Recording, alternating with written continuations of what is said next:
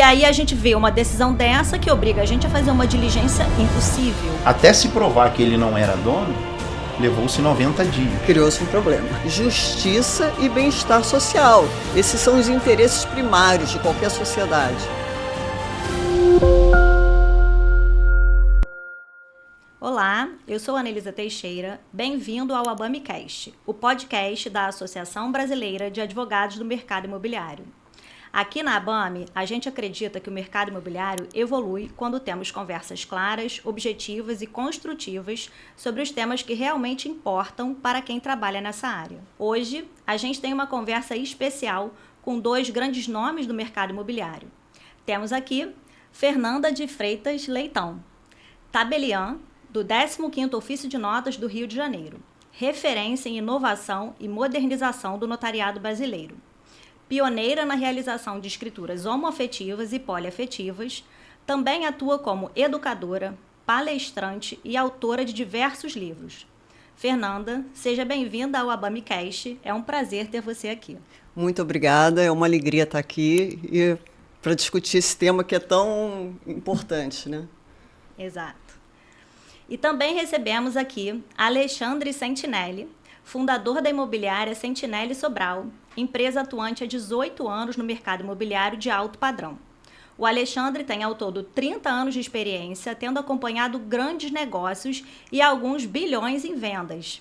Uma experiência prática que será muito agregadora para esse nosso podcast. Obrigada por estar conosco, Alexandre. O prazer é meu, a alegria é minha e tenho a certeza que vai ser muito, muito impactante. E no episódio de hoje, nós vamos percorrer a jornada completa de uma compra e venda, do primeiro contato até a escritura. Então vamos começar com o Alexandre Sentinelli, porque afinal a operação começa sempre na imobiliária. Alexandre, como você avalia se o imóvel está realmente pronto para ser ofertado? A gente só consegue ter uma avaliação concreta quando a gente pede a ônus reais e o IPTU. Aí eu peço para o meu jurídico fazer uma varredura bem detalhada que já nos dá uma autonomia e uma paz para poder trabalhar. Até porque hoje a gente sabe que através da certidão de ônus reais online, ela sai num tempo recorde. Isso é algo que tem feito um efeito muito positivo para a gente e tem trago conforto na venda. Sim, a visualização de matrícula ajuda muito a gente que trabalha com o mercado, que a gente consegue saber exatamente a forma, né, que está o retrato do RGI naquele momento, né? É a pura verdade. Bom, vamos lá.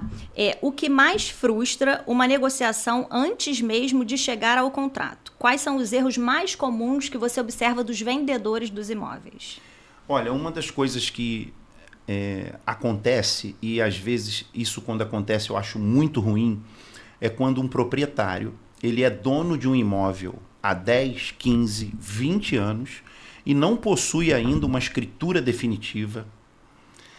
Muitas das vezes ele está com um instrumento particular, fala, mas o senhor mora nessa casa, nesse apartamento há 20 anos e o senhor não tem uma escritura definitiva, averbada no nono ofício, registrada lá direitinho. Fala, não tenho. E muitas das vezes vem com um contrato de gaveta, aí eu fico apavorado.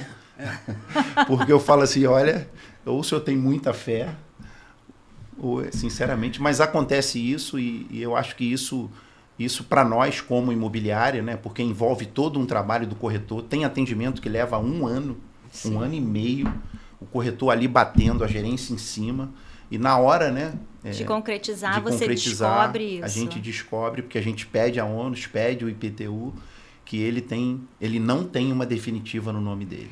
Isso é engraçado, né, Fernanda? Eu não sei se você repara isso também, mas a gente acaba observando que as pessoas no mercado imobiliário entendem que peguei a chave, então tá tudo certo. Eles esquecem da importância da escritura e do registro. Mas isso que o Alexandre falou é muito comum. Às vezes a pessoa tem uma promessa por instrumento particular, tem uma cessão de direitos hereditários antiga, e que ele realmente está na posse daquele imóvel, enfim, tem um certo conforto, né, que você já sabe que ele está ali há muito tempo, não aconteceu nada, mas aquele imóvel demanda uma regularização que nem sempre é tão rápida e tão fácil de ser realizada. Então, esse trabalho preliminar é muito importante. Exatamente. E eu não sei se eu devo botar uma pimenta aqui, aproveitando as duas mestres aqui. Deve. Põe a sua pimenta. Muitas das vezes, a pessoa, por não ter registrado, eu vivi isso outro dia num condomínio aqui, que eu não vou citar nomes de condomínio nem de pessoas, que o camarada prenotou um terreno de 5,5 milhões, foi lá e prenotou dizendo que era dono. Até se provar que ele não era dono, levou-se 90 dias. Criou-se um problema. Né? Isso porque ainda não tinha sido feita uma definitiva. As pessoas às vezes tentam economizar, né? Porque o ITBI é um imposto caro, às vezes vamos esperar um pouco para não pagar a escritura, não pagar ITBI, mas eles não entendem, porque no fim isso gera, na hora de avaliação de um imóvel, né, que está com um problema assim para você vender, o valor não é o mesmo, né? E nem é todo mundo que compra. Então é muito importante que as pessoas tenham essa consciência, né, da importância. Então, esse é um ponto importante, porque na verdade você pode comprar do jeito que tiver. Sim. Depende do apetite de risco de cada um e do valor do imóvel. Exatamente. Então, obviamente que um imóvel regularizado, todo perfeito, ele vai valer mais do que aquele que demanda regularização, demanda pagamento de imposto, tem aquele trâmite todo demorado e muitas vezes vultoso, né, de um valor alto. Sim. Então, esse lote era 5,5 milhões. Você imagina o impacto, né? Bom, vamos lá. Quando o corretor percebe que precisa acionar um advogado ainda na fase de proposta, qual é o sinal de alerta que você recebe assim para você falar, caramba, agora eu preciso de um advogado? Olha, quando o meu jurídico vai lá e puxa as certidões e vem dívidas de tributos, quando tem dívida trabalhista eu não fico apavorado mais, porque depois de 30 anos parece que caleja, né? Sim, a gente acostuma. Mas como eu trabalho com a guarda muito fechada no que tange documentação para proteger o comprador também, e eu entendo que quando eu protejo o comprador, também protejo o vendedor, quando eu vejo lá que tem apontamento, se tiver de tributo federal, se tiver dívida trabalhista, tanto é que eu sou totalmente a favor de sempre tirar aqueles 2 modelos de certidões trabalhistas, que aí a Fernanda aqui pode dar uma aula para a gente. A questão trabalhista eu acho um pouco mais complexa, porque muitas vezes, quer dizer, eu acho que a maior parte das vezes, a dívida trabalhista não é contra a pessoa física no CPF dela, é de uma sociedade que ela integra ou integrou há muitos anos atrás. Então, normalmente, eu faço uma busca, quando me pedem para olhar uma negociação, eu vejo se aquele vendedor ele integra alguma sociedade. E vejo a sociedade. Porque, por exemplo, muitas vezes essas dívidas tributárias e trabalhistas estão na participação societária. Na participação societária. E você sabe que essa é uma conduta muito pouco usada no mercado. E quando eu atuo com corretores, que eu falo isso, olha, mas aqui a gente está lidando com empresário. Mercado de alto padrão, gente, é todo mundo empresário. Sim. E, então, a gente vai ter que olhar também as participações societárias. As pessoas falam para mim, mas por que ninguém faz isso? O nosso mercado é um mercado muito de repetição, né? Alguém começou fazendo uma coisa e todo mundo vai fazendo igual, falo isso sem pensar. Há muitos anos. Assim, você tem que ou pesquisar. Hoje em dia você tem formas de pesquisar na junta, muito saber se ela faz parte ou já fez parte, se há alguma pendência. E a outra questão também, às vezes em prédios pequenos, dívida do condomínio. Ah, sim. Aí você tem que ver se tem uma dívida trabalhista do condomínio, porque aquela dívida vai aderir àquele... Herda junto. Gente, isso é algo que ninguém faz também. Ninguém puxar as certidões do condomínio. Condomínio, ver o CNPJ do condomínio também. Então, é uma outra... Né, você tem que ver onde pode... É óbvio, nenhuma negociação é 100% segura. Como eu falei, tem sempre uma margem de... Mas a gente tenta blindar, né, todos esses... Eu tenho uma história, não sei se posso contar aqui, mas... Pode. Um construtor, até um saudoso amigo que já descansou, faleceu. mas era um construtor muito bem sucedido, só fazia casa pesada, comprou um terreno, né? Não vou falar o condomínio, mas comprou um terreno, realizou, vamos falar nos dias de hoje, como se tivesse vendido uma casa por 20 milhões, ficou feliz da vida, comprou o terreno direto com o proprietário, né? Não teve corretor envolvido, não sei como ele foi assessorado, e vendeu a casa para um empresário lá também bem sucedido. E depois de 4 anos, o empresário está lá na piscina sábado, na sexta-feira, chega um oficial de justiça dizendo que a casa estava penhorada. E aí, esse amigo contratou um advogado, foi descobrir que o camarada que vendeu para ele tinha uma empresa que ela tinha 22 filiais, uma em cada estado. Exato. Resumo, Ele 22 estados que o advogado teve que ir negociar, pagar, reduziu o lucro dele aí absurdamente, porque hoje passava, se fosse calcular hoje, passava de 1,5 milhão. Ele assumiu então para não perder o bem. Como ele era muito íntegro, né? Uma pessoa querida demais, séria, chegou pro cliente que comprou dele e falou, não, deixa comigo, mato no peito, vou pagar tudo. E assim honrou. Mas é o exemplo de quem não contrata uma consultoria, de quem acha caro pagar o corretor, o advogado, passar por um cartório como o dela. E você sabe que a fraude mais genial que eu já me deparei é uma fraude muito simples. Foi extremamente simples. A proprietária do imóvel era uma pessoa jurídica. O que o estelionatário fez? Ele fez uma alteração contratual se intitulando dono daquela pessoa jurídica e pessoa com poderes para venda. Sim. E hoje em dia você faz qualquer alteração contratual, você não precisa nem de reconhecimento de firma, de nada. Você vai lá e registra a alteração na junta, a coisa mais simples do mundo. Ele não teve nenhum trabalho. E, ninguém travou. Enfim, ele. Não travou. E quando a gente analisa, viu o contrato, a alteração, ele era a pessoa legítima para deliberar sobre a venda daquele bem. Estava tudo perfeito, mas era um estelionatário. Aquela alteração era falsa, ele não era aquela... Enfim, ele promoveu aquela alteração fraudulenta, de forma fraudulenta. São os desafios do nosso mercado, né? É o mercado e eu entendo que em alguns países de primeiro mundo deve ser menos, mas deve ter também. Tem também. Tem.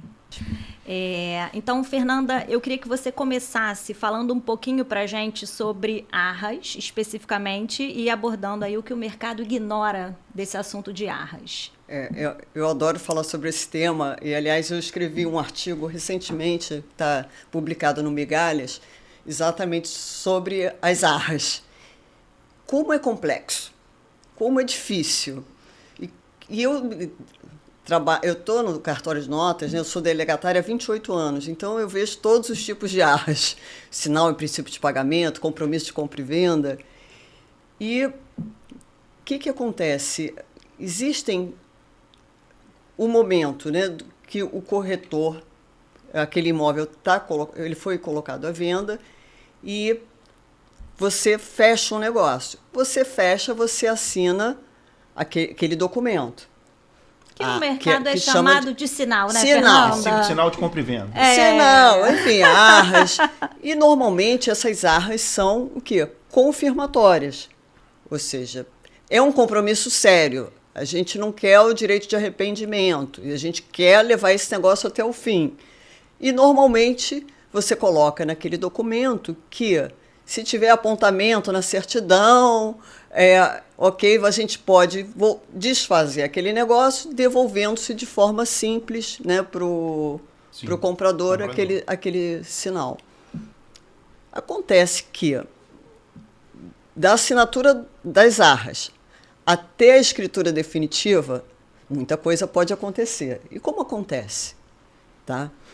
E como que o STJ tem se manifestado? Por exemplo, como eu falei, o imóvel foi ofertado, assinou arras, e, por exemplo, estou comprando aquele imóvel, eu dei o exemplo aqui agora há pouco do apontamento, mas vamos dar um outro exemplo. Eu estou comprando esse imóvel para minha mãe morar naquele imóvel. E aí, nesse meio tempo, o que pode acontecer? A pessoa falece. Ou seja, aquele motivo pelo qual eu estava querendo comprar aquele imóvel desapareceu. Então, isso seria que a gente o STJ chama de arrependimento motivado. Então, na verdade, o que é um arrependimento motivado? Eu vou falar uma coisa aqui complicada, mas eu vou traduzindo. É uma condição resolutiva. Ou seja, o ato existe, ele é válido e ele é eficaz até acontecer aquele implemento daquela condição. Então, o que eu vejo que é importante a gente colocar no documento de arras? O que normalmente se mantém como uma reserva mental das partes. Olha, eu estou comprando para minha filha morar, estou comprando para o meu filho que ele vai estudar faculdade ali perto. Colocar essa finalidade da compra no documento e estabelecer que, implementada ou frustrada aquela condição, aquele negócio vai se desfazer de forma simples. Eu devolvo o sinal, está tudo certo. E a gente não vai precisar recorrer ao judiciário. Porque quanto mais houver técnica na redação do documento, menos a gente vai precisar do judiciário. Quanto mais genérico for o documento, menos especificidade, mais a gente vai ter que recorrer ao judiciário. Aí a gente vai demorar e vai... É o que ninguém quer, né? É o né? que ninguém quer. E também vai ser decisão subjetiva, né? Você pode depende entender de um terceiro estranho exatamente para escolher por você, né? Qual é a decisão final, exatamente. Né? Por que não inserir naquele contrato a finalidade da compra, uma cláusula resolutiva expressa? Isso tudo são técnicas. E que você evita a judicialização. E isso é algo precioso que a Fernanda está trazendo para a gente, porque realmente no mercado ninguém usa esse tipo de técnica, né, de inserir essa motivação por trás quando existe essa motivação específica. E eu, pessoalmente, já passei por um caso que foi exatamente assim. O casal, a esposa estava grávida, eles estavam comprando um apartamento maior com o objetivo exclusivo de poder atender a demanda dessa criança que ia chegar. E no meio do processo de compra e venda, ela perdeu o neném. Então, geralmente assim, a gente não usa essa cláusula. Não usa. E isso é algo que já estando ali em contrato, poupa a gente dessa discussão e mesmo da compreensão da outra parte, né? No meu caso, eu consegui resolver, a gente conversou, a pessoa era uma pessoa humana. Sim. E, assim, não tivemos nenhum problema na conclusão do trabalho. Mas eu dependi da compreensão e da boa vontade da outra parte. Coisa que, se a gente tivesse adotado essa cláusula, a gente já teria ali uma previsão expressa e evitaria essa conversa, né? Você dependeu ali da empatia da pessoa. Mas, assim, por que a gente não tornar claro, verificável, as condições do contrato? Porque o contrato de arras... ele é dispositivo. O que isso quer dizer? Ele vai ser regido da forma que a gente combinar. Vale o combinado. Vale o combinado. A gente só vai precisar recorrer ao judiciário se não tiver no contrato. Por isso que as questões que são levadas ao STJ, por exemplo, do resultado útil para o valor da corretagem, dessa questão do arrependimento motivado, elas só são levadas ao Poder Judiciário porque não estavam previstas no contrato.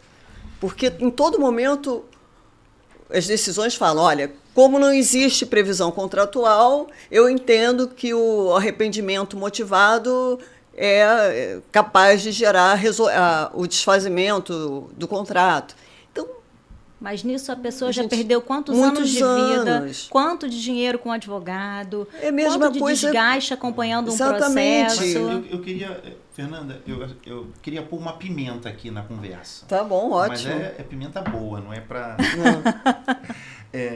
eu super entendo a sua fala, acho que ela é prudente, inteligente, embasada. E hoje eu comungo de uma opinião, né? E aí eu posso citar o nome desse camarada, que é um irmão meu, que um dia me ensinou isso. A gente vendeu um imóvel dele e... Não, ele vendeu esse imóvel com outra empresa e aí eu fiquei sabendo, ele chegou pro cara, chamou o rapaz que comprou, o rapaz precisou desfazer o negócio, ele foi lá e devolveu o sinal. Mesmo o camarada tendo desistido. Desistido. E aí depois, almoçando com ele, eu falei, pô, Domingos, Admirei você, cara. Você foi complacente, foi... Falou, Alexandre, eu não vendo para quem não quer comprar e quem não pode. Eu falei, cara, que extraordinário. Aí eu aprendi isso. Sabe a decisão. E eu apliquei isso na minha vida como gestor de imobiliária, como CEO e como um corretor que sou para sempre, né? Eu só vendo para quem quer comprar e só compro de quem quer vender. Mas existe um outro lado aí, que é a pimenta que eu vou jogar agora para agregar, né? E vamos extrair do seu conhecimento. Só que às vezes o vendedor desse imóvel comprou outro contando com esse dinheiro. Operação casada. E aí eu entendo isso também, que do mesmo jeito que a gente deve proteger um lado, a gente deve também entender o lado do outro, porque já foi lá, pegou o sinal. Eu vendi meu apartamento para Fernanda, com o sinal dela eu paguei outro. Por isso que eu acabei de falar. Eu acho que a gente vai no mesmo caminho. O combinado não é caro. Isso tudo, por exemplo, você precisa comprar em 6 meses para se beneficiar da questão fiscal. Você precisa, ou você tem que ter um financiamento. Então, todas essas questões tem que estar, a gente botar tudo na mesa. Olha, eu estou comprando, mas olha, já estou me comprometendo aqui. E o que eu estou falando, quando a gente assina o sinal, demonstra o quê? Uma seriedade na consecução daquele negócio. Claro. Ninguém quer assinar para desfazer, demonstra seriedade. Senão você faria um documento com a possibilidade de arrependimento. Claro. E ninguém faz. Todo mundo faz, opta. O que o mercado adere mais? As arras confirmatórias. Então, arras confirmatórias, elas não admitem arrependimento. O arrependimento é das arras penitenciais. O que as arras confirmatórias permitem? Eu estabelecer condições resolutivas. Se acontecer isso aqui, o negócio se desfaz. Com cláusula resolutiva expressa, ou seja, o documento ele se vai autorreger. Sim. Tudo através de cláusulas bem escritas. Por isso que eu volto a falar da necessidade de a gente colocar, quando a gente está negociando, colocar tudo na mesa. As reservas mentais deixarem de ser reservas mentais e serem postas. Eu estou comprando porque eu já estou me comprometendo com outro negócio, eu estou comprando porque eu vou... Enfim, essas questões todas devem ser trazidas e devem ser inseridas no negócio. Até porque hoje, mesmo estando no papel, tem gente que não se faz cumprir. Ah, sim. Né? Isso... Se eu for parar aqui para falar das minhas histórias ao longo desses 30 anos, eu tenho inúmeras que, se eu te contar, que você fala, eu não acredito que o cara assinou o recibo, falou que ia te pagar. Aí eu vou te dar uma outra saída, porque é o que eu estou falando. Hoje em dia, eu acho que todo mundo está trabalhando para... Está construindo desenvolvendo os contratos de uma forma preventiva. Você não quer recorrer ao Poder Judiciário. Então, o que eu tenho sugerido, nesse meu artigo eu também falo sobre isso, porque, obviamente, a prática vai nos ensinando. Muitas vezes o vendedor recebeu aquele sinal, já colocou na conta dele, já usou o dinheiro. E como é que você faz para desfazer esse negócio? E eu já tive essa situação. O vendedor até queria devolver, mas ele não tinha mais. Ele já não tinha mais dinheiro. Ele já tinha gasto o dinheiro. O que fazer? Como é que você resolveu a sua? Eu também tenho uma para contar. Então, é uma boa história. O que eu sugiro? E tem questões também tributárias, tá? Questões tributárias, tanto para o vendedor como para o corretor também.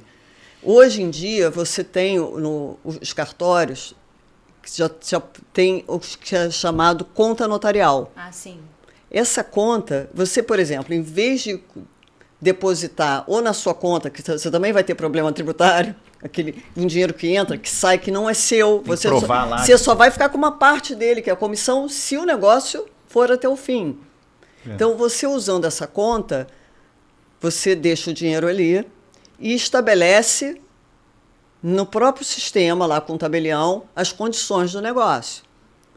E estabelecendo que o tabelião também ele vai poder verificar o cumprimento ou o descumprimento daquelas obrigações que estavam previstas no contrato. Se tudo correu bem, do meu tabelionato, eu transfiro o dinheiro para o vendedor, transfiro o dinheiro para o corretor e o negócio não tem aquele risco do dinheiro já ter sido transferido para o vendedor e aí, enfim, dinheiro voltar é difícil. No meu caso, aconteceu isso. A gente começou a operação de compra e venda, estava tudo certo, e a operação não conseguiu se concluir por uma razão em particular. O financiamento do cliente não aceitava financiar imóveis foreiros, e era foreira a União.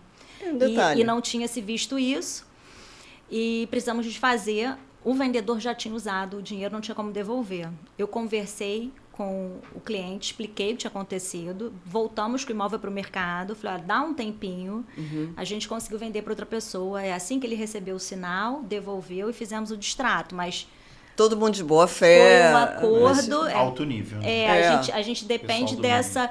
O que eu costumo falar para os meus clientes nas operações a operação imobiliária não é uma coisa com interesses contrapostos, né? Todo mundo quer a mesma coisa, né? Um quer vender, outro quer comprar.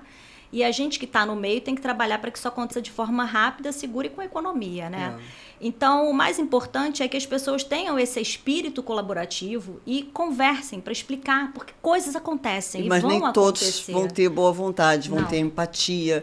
E a gente não pode ficar... eu entendo, contando com isso. Então, hoje, eu estou falando, através dessa conta notarial, você evita esses problemas todos. Com certeza. Você evita. Porque quantas vezes isso já aconteceu? Aconteceu comigo, aconteceu com você. A pessoa recebe o sinal, gasta e já não tem mais nem nada para devolver. O que você vai fazer? Não tem. E agora, deixasse ali na conta notarial, estava tranquilo, porque essa conta ela é extremamente útil. E o custo é barato também. Barato. Eu já fiz simulação para cliente. É barato. A conta também não... O valor do sinal fica depositado nela. E assim, isso agora com a reforma tributária, quem exerce a profissão, né, de corretor, ele vai pagar o imposto de valor agregado, IBS e CBS. Então, em cada negociação, você vai ter que emitir uma nota fiscal. Então, imagina o Alexandre. Ele recebe o sinal na conta da imobiliária. Emite nota. Para explicar que não é seu. Explicar que não é seu. E, às vezes, por exemplo, o Alexandre, ele teve uma parceria com outro corretor. Ele ainda vai ter essa parceria com outro corretor, que aquela corretagem não é na íntegra, na totalidade para ele. Claro. E ele vai ter que pagar o imposto, IBS, CBS. Então, essa conta evita esses problemas. No meu caso é bem pior, tá? Porque tem venda minha que eu tenho 2 opcionistas na venda, o gerente de produto, o gerente da venda e o corretor que vendeu. Então nós damos 5 notas fiscais, cada um tem sua empresa. Imagina. E a Sentinelle Sobral, que é a sexta. Mas o dinheiro é depositado todo na sua? Não, hoje já vai direto? Hoje eu já faço direto. Porque isso é um problema. Esse tipo de problema. Então, mas aí você imagina, num caso desse como ela está falando, a não só devolver o dinheiro, como cancelar todas as notas. É um problema. E o sofrimento danado. É um problema. E às vezes, enfim, numa situação que você não consiga fazer esse pagamento né, com split, aí você vai ter que explicar que uma parte ficou para você, uma parte ficou para outro corretor. Ali na conta notarial, você já faz o split, já vai direto o que é para cada um. E detalhe, essa conta ela é imune a qualquer tipo de restrição, qualquer tipo de constrição judicial, ataque, porque a titularidade dessa conta é do Colégio Notarial do Brasil. Eu me plugo ali no ecossistema do e-notariado, conta notarial, eu tenho como fazer as transferências, mas a titularidade da conta é do Colégio Notarial. Então, essa conta, lá fora, ela é chamada de escrow account. Só que lá, a nossa, ela é diferente e ela é muito melhor. Porque, imagina, lá fora, eu como tabelião, eu seria titular... Por exemplo, vou falar nos Estados Unidos. Nos Estados Unidos, quem é o titular da escrow é o próprio corretor. Qual é o risco da escrow ser na titularidade do próprio corretor? Isso já houve na história um caso... Quem é a pessoa, não, né? O corretor some com dinheiro. Gastar, né? Claro. Some com dinheiro. Isso já foi um caso discutido na justiça italiana, que a pessoa responsável pela escrow sumiu com dinheiro. E aí, de quem era a responsabilidade? Então, naquela situação, o tribunal entendeu que a coisa pereceria para o dono, res perit dono. Ou seja, eu que depositei, eu que sairia no prejuízo. Se responsabiliza. Exatamente. Eu gosto muito de usar essa conta quando eu encontro pendências documentais. Perfeito. Então, a gente, às vezes, numa auditoria, encontra um vendedor que tem processos com perspectiva de que ele possa, de repente, não pagar. Às vezes, tem uma ação que está arquivada há anos, perto de prescrever, então ele não tem interesse de pagar. Sim. Ou, às vezes, um direito que ele está discutindo e que ele não quer renunciar, mas Claro. ele não tem outros bens para garantir aquele colchão daqueles processos que estão em andamento. Então, uma solução que a gente adota é essa conta, porque o dinheiro ali fica seguro, a gente vincula que ele tem o tempo dele para poder resolver, então nem o vendedor fica exposto, correndo o risco do comprador não ter para pagar depois, nem o comprador fica exposto. Não, é maravilhoso. E o que eu estou falando, é um custo baixo. Esse é o ponto, um acessível baixo. financeiramente. E eu gostaria de falar algo até para os meus amigos corretores. Eu aplico uma metodologia lá na Sentinelle Sobral, meu sócio também, Marcelo Sobral, fica um abraço para ele. Nós não fazemos questão de receber a comissão antes da escritura. Eu acho isso ótimo. Não fazemos. Você nunca fez isso? Claro que não, né? Mas na maioria das vezes, quando o cliente quer que a gente receba já no sinal, que é raro, a gente procura reter, ficar em nossa posse. Sim. Né? A gente, se não for um corretor ou outro, alguns a gente até viabiliza e ajuda, mas a gente não faz questão de receber a comissão no sinal. Nós só queremos a comissão no dia da escritura. E essa também é uma outra discussão que tem no STJ, porque o artigo 725 do Código Civil, ele fala que o corretor aproximando as partes... É devido. Mas o STJ, ele entendeu o seguinte, que não basta aproximar, tem que ter o resultado útil. O que é resultado útil? Você fechar o negócio. Mas aí eu volto lá na minha primeira fala. Esse tipo de contrato é um contrato dispositivo. Sim. Nada me impede, olha, eu combinar com o Alexandre que, olha, aproximei e eu vou receber a comissão, tá bom, Fernanda? Tá bem, então vamos botar aqui, olha, basta aproximação. Olha, a corretagem só vai ser devida depois do registro da escritura. Ok, está previsto. Então, isso tudo é acordo entre as partes. E é o que eu estou falando, deve estar escrito. Eu vou repartir com... A comissão vai ser devida pelo comprador e pelo vendedor. Ok, tá. Não, é ampla de liberdade. O que eu volto a falar aqui, que o importante é a gente deixar expresso no contrato. E aí a gente volta lá para o começo, né? A importância desse contrato, que é popularmente conhecido como sinal, né? Eu tenho 22 anos de advocacia, 15 anos de atuação ativa no mercado imobiliário, com assessoria jurídica para compra e venda de imóveis. E quando eu entrei, as negociações eram feitas numa única folha de papel, onde as pessoas tinham o nome de quem vendia, o nome de quem estava comprando, o endereço do imóvel, o valor e só. E eu falei, gente, não dá para trabalhar assim. Eu preciso de um contrato. Perfeito. E fui lá, sentei, estudei, escrevi o meu contrato. E foi muito difícil. O meu começo foi muito difícil. Porque mulher, jovem, entrando no mercado onde os advogados, corretores têm muito preconceito com o advogado. Que, de um modo geral, o advogado ele é aquele generalista, que ele entra para derrubar o negócio, porque ele não entende nada do mercado. Mas você não é assim. Eu não. Só não que é porque eu estou na sua presença, não. Não é porque você é uma pessoa querida, não. Mas você não... Você, pelo contrário, você... Embora briga pelo negócio. Não, ela embasa, ela protege, Sim. Mas ela não inviabiliza. Isso. Né? Eu já peguei... Nesses 30 anos, já peguei gente que... Porque o que a Ana Elisa falou é justamente pela ignorância do assunto, a pessoa se sente mais segura negando.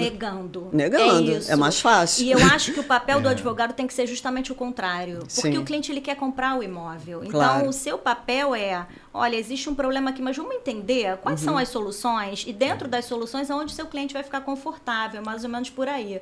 Mas a minha jornada até eu ter a reputação que eu tenho hoje, que faz com que você me enfim, tenha falado essas palavras sobre mim, isso é uma construção. Quando eu comecei não era assim, as pessoas não me conheciam. Então eu entrava me apresentando para dizer, olha, eu sou pró-negócio, eu estou aqui para a gente fazer o negócio da forma certa, viabilizar a operação, para dar tudo certo, mas a gente precisa fazer um contrato. E as pessoas olhavam para o meu contrato, gente, me julgavam muito. Não, mas é muito longo, ou o cliente está reclamando, não pode ser assim. O que eu escutei, você tem que trabalhar só com uma folha, isso está longo. Hoje em dia, gente, eu fico muito satisfeita. Várias vezes eu recebo minuta de outras empresas e tudo, basicamente replicando aquela minha estrutura inicial. Aí você vê que a sua minuta que foi replicar, que bom, né? Mas me deu um trabalho para construir algo que eu entendi que contemplava de ponta a ponta, menos as reservas mentais, que vou adicionar. Então, essa aí foi da Mangue. Agregou.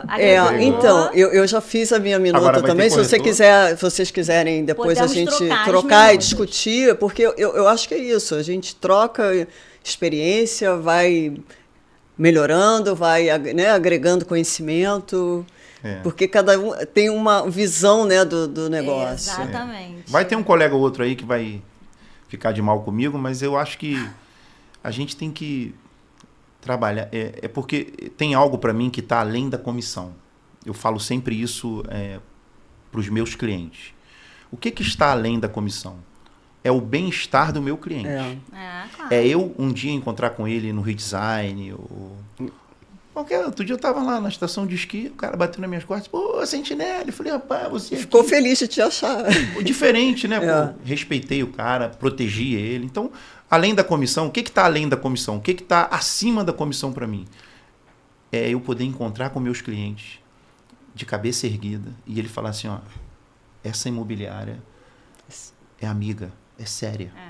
Isso para mim é muito valoroso. Isso é meu patrimônio. A comissão entra, sai, não entra. Exatamente. Comissão, negócio vem, negócio vai. Negócio vai. Mas o importante é cansei de devolver isso. comissão, que infelizmente o camarada se enrolou, a pessoa desistiu, o consultor falou para mim, ó, se você não devolver, vai acabar com a minha vida. Devolvi. Mas ó, você já sabe, o conta notarial, porque aí... Porque depois devolvi, o cara não valorizou, não ligou para mim, mas isso é na conta dele, né? Verdade. Mas, Ana Elisa, também tem aquelas outras situações que você levanta todas as bandeiras vermelhas, avisa para não comprar, mas só que o cliente quer comprar mesmo assim. Tem gente que quer, tem apetite de risco. E aí eu transformo aquele cenário no melhor possível. Claro. Mas, obviamente, a pessoa ciente. Ainda existe?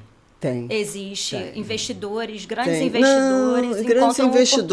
E eu tenho mais uma situação. As pessoas, quando se apaixonam pelo imóvel. Sim.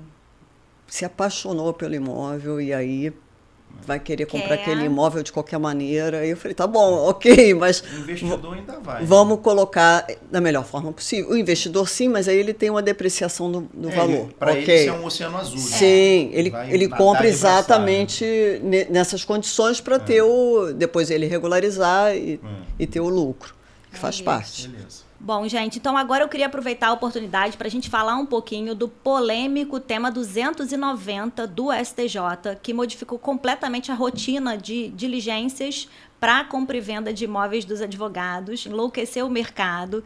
E eu queria escutar um pouquinho a Fernanda sobre esse tema.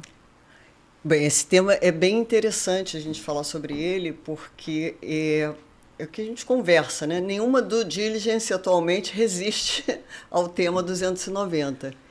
Então, ao mesmo tempo, né, que o Supremo, naquelas ações de inconstitucionalidade 173, 394, fala assim, olha, você não precisa da CND nem de tributos, da certidão de tributos federais para lavrar ato, para lavrar escritura. A gente tem a Lei 13.094, que é de 2015, né, que fala, olha, você que é o comprador, você não precisa tirar nenhuma certidão, porque a gente vai prestigiar o princípio da concentração dos atos na matrícula. Isso quer dizer o quê? Se não tiver inscrição, registro na matrícula, aquele adquirente é um adquirente de boa-fé. Então, se não tiver ali na matrícula, não importa, você não precisa tirar a certidão. Aliás, não é você que fala assim, eu vou dispensar as certidões. Quem está dispensando é a própria lei. A lei que está dispensando, ela dispensa as certidões. A própria súmula 375 do STJ também ela fala que o adquirente é de boa fé se não tiver nada na matrícula. Então, a gente tem todo esse cenário. E aí? E aí, esse tema 290, ele diz o seguinte, porque a partir de 2005, aquele artigo 185 do Código Tributário Nacional, ele foi modificado pela Lei Complementar 118. E ele passou a ter uma seguinte redação, que a partir da inscrição do crédito tributário em dívida ativa, qualquer alienação posterior, qualquer alienação, é considerada fraude absoluta da execução. E um detalhe, como é fraude à execução de forma absoluta, é imprescritível. Então, você não adianta, esse débito foi de 30 anos atrás. Não importa. Qualquer alienação posterior, ainda que aquele adquirente tenha já tido aquele imóvel, múltiplas cessões, alienações, transferências, aquele último ali da cadeia, que é o dono, ele não vai poder nem arguir a prescrição, porque fala, olha, já estou aqui há 30 anos, e não vai poder arguir, nem que houve má-fé, porque é fraude à execução de forma absoluta. Então, eu tenho certeza que isso gera uma insegurança jurídica absurda. É absurda e que não é o que o direito visa. A gente visa o quê?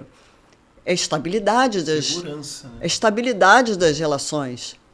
A gente quer segurança, justiça e bem-estar social. Esses são os interesses primários de qualquer sociedade. Então, a gente vivia num ambiente desse, porque aí você tem dois interesses, né? Aí você poderia argumentar, existe um interesse do credor, que é a fazenda, de arrecadar. Mas o direito de arrecadar está num patamar abaixo da segurança jurídica, que é um interesse primário. Deveria estar, Deveria estar, mas não está, e a gente vive atualmente nessa zona cinzenta de insegurança jurídica. E de fato, para nós, operadores do direito, as pessoas que trabalham efetivamente com isso, né, a gente tem essa decisão que modifica, ou seja, que a gente tem que fazer essa diligência, essa due diligence atenta para tentar pegar isso. A gente tem débitos tributários federais, estaduais e municipais. Exatamente. E são 5.600 municípios. O federal a gente consegue, porque é uma única certidão, e simplesmente eles dificultam essa consulta. Ou seja, antes a gente, para puxar essa certidão do débito tributário federal, a gente só precisava do CPF. Agora não. É dificílimo. A gente, com pessoa física, a gente tem que botar, ou é data de nascimento, acho que é data de nascimento, ou seja, eles estão, ao passo que eles pedem que a gente tenha cuidado de analisar isso, porque senão a gente vai estar de má fé, eles, ao mesmo tempo, modificam o sistema para dificultar o nosso acesso. Isso é uma loucura. Analisa, essa pesquisa... É impossível. É impossível. Ela é impossível, porque eu até já tentei, em alguns municípios, obter essa certidão de dívida ativa. É impossível. E lembrando, são 5.600 municípios. Você não tem como fazer essa due diligence. Essa pesquisa é impossível de ser feita, de ser realizada. E o que vamos lá, o que a gente poderia sugerir? Hoje em dia, o provimento do CNJ 188, ele criou um banco de dados de indisponibilidade. Então, aquele município lá do interior de não sei onde, o juiz expediu uma ordem de indisponibilidade, essa ordem vai para esse banco de dados que é nacional. Então, nós, do cartório, antes de lavrar uma escritura, isso é obrigatório, eu tenho que checar esse banco de dados. Menos ruim. Então, ok. Porque você teria acesso, eu tive acesso, porque imagina, lá no não sei onde saiu uma decisão que não aparece em certidão que não aparece em lugar nenhum. Achei ótimo, porque a partir desse banco de dados, como eu falei, é obrigatório essa consulta. Ninguém pode lavrar mais sem consultá-lo? Não pode. E tem um banco estadual e um nacional. Então, isso ajudou muito. Aí protege. Protege. Isso é um trabalho que o Igor faz para você lá. Protege, me permita, Fernanda, acho que vai agregar a minha fala. Claro. Mas aí é complicado também, porque se o cliente já pagou ITBI, se o cliente deu um sinal alto, Aí a gente entra naquela seara de novo. Mas a gente sempre checa esse banco de dados, sempre checa. bom, Esse aí- é condição sine qua non dar um check nesse banco de dados. Porque às vezes Aí sim. você tem um imóvel em condomínio, a pessoa tem um pedacinho de um imóvel, às vezes eu nem tenho um imóvel, ela tem um usufruto, mas consta uma averbação de indisponibilidade, que já inviabiliza o negócio. Inviabiliza o negócio. Sim. Enquanto você não cancelar essa ordem, você não pode. Você pode até fazer escritura. Existe o provimento fala, você pode fazer escritura, mas não pode registrar. A outra sugestão também, quer dizer, então eu imaginei, você pode criar um banco de dados nacional onde haja essas dívidas ativas, né? Que a gente consulte e que saiba anteriormente da lavratura do ato. Ou estipular que a fazenda pública inscreveu o débito, ela tem que averbar na matrícula, tem que, de alguma forma, comunicar o registro imobiliário para que terceiros, né, tenham acesso. É porque é realmente uma incoerência, né? A gente vê a concentração dos atos na matrícula que preconiza, né, que a gente, para comprar um imóvel, tem que olhar a matrícula e o que não tiver ali não pode ser oposto ao adquirente. E aí a gente vê uma decisão dessa que obriga a gente a fazer uma diligência impossível para a gente descobrir débitos tributários administrativos. Então, municipais, estaduais e federais. Exato. Então, é realmente uma coisa que vai à contramão de tudo que vem se observando de avanço legislativo para trazer segurança jurídica, porque o que se busca é isso, né? Estabilidade, segurança. E isso é uma coisa muito ruim, né, para o nosso país. Para todo mundo. Para todo mundo. Para todo mundo. Você acaba descobrindo. Ainda bem que tem esse mecanismo que foi criado aí, né? Não, mas o mecanismo não existe, só para indisponibilidade. Eu assim, isso como sugestão para a gente viver num ambiente mais seguro. Eu adoro isso na Fernanda. Eu adoro o seu trabalho e a sua linha de raciocínio. O seu cartório é maravilhoso. Obrigada. Eu trabalho com 15º desde sempre. Eu também. E, assim, a Fernanda, ela é uma inquieta. Ela é uma pessoa que ela identifica os problemas e ela não se limita aos problemas e trabalha com o que existe. Ela procura sempre superar as coisas e isso faz com que a gente avance. Exato. Você traz inovação. Eu me lembro na época da assinatura eletrônica, que você estava lá super vanguardista na frente. E isso é maravilhoso, Fernanda. Continue sendo assim e que você consiga trazer essa ideia, né? Que você consiga acessar as pessoas para, de repente, colocar isso em prática. Porque a gente lida, com pessoas que estão ali botando dinheiro da vida inteira para comprar um imóvel. É uma responsabilidade enorme o que a gente faz. E, às vezes, a gente traz segurança dentro do que a gente pode. Exato. Como é que eu vou fazer nesse caso? Eu não tenho como profissional como fazer. Annelise, você imagina o seu cliente contratou você para fazer essa pesquisa, né, a viabilidade do negócio, claro. E se vê uma penhora do imóvel dele. Como é que você explica Como isso? É que você vai explicar isso? Ele vai falar... Porque ela é insondável. Você foi incompetente? Não, você não foi incompetente. Estão me pedindo o impossível. Você está pedindo para você o impossível. É. Por isso que quando me perguntam, estou 100% segura? Eu falei, olha, Nunca. 100 eu não vou dizer. Mas 98. assim, 90 eu posso aqui te falar que está tranquilo, mas 100% eu não posso, porque essa pesquisa é inviável. Ela é inviável. E assim, a gente está falando desse cenário de insegurança e a gente está protegendo quem? A Fazenda. Por quê? Aí você fala assim, porque a Fazenda ela está arrecadando, com o que ela arrecada, ela gere, né? Ela gera a sociedade. Mas o que eu estou falando, esse interesse fazendário de arrecadação, não deveria ser ele é posterior ao interesse primário, que é da segurança. Eu concordo. Interesse primário, segurança, bem-estar e justiça. São 3. Isso em toda e qualquer sociedade. Então, isso vai à contramão de tudo.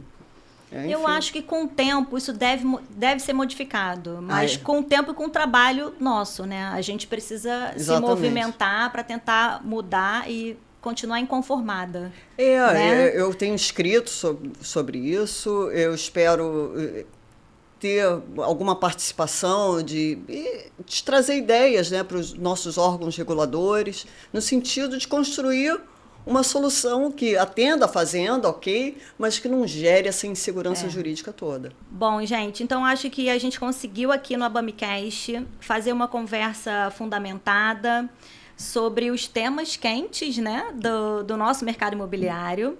Eu queria agradecer muito a Fernanda, ao Alexandre, pelo tempo de vocês, pela colaboração. Podem ter certeza que eu, como advogada, vou sair daqui hoje diferente do que entrei. Meus contratos não vão ser os mesmos. Tenho certeza que esse encontro foi especial.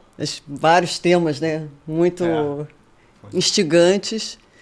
Espero ter contribuído de alguma forma e estou à disposição para outros encontros. Obrigada. Obrigada, Fernanda. Para mim também fica aqui meu muito obrigado por esse convite, né? Gratidão total, Fernanda, Anne. Saio daqui maravilhado e vim com uma expectativa já muito boa, porque 2 feras dessa, né? E só gratidão. Muito obrigado. E se você tem interesse nessa conversa e quer acompanhar mais conteúdo sobre o mercado imobiliário, tendências jurídicas e debates construtivos sobre o setor, inscreva-se no ABAMIcast. A gente traz uma conversa nova quinzenalmente. Muito obrigada por ter ouvido a gente até aqui. Eu sou a Anelisa Teixeira e até o próximo episódio do ABAMIcast.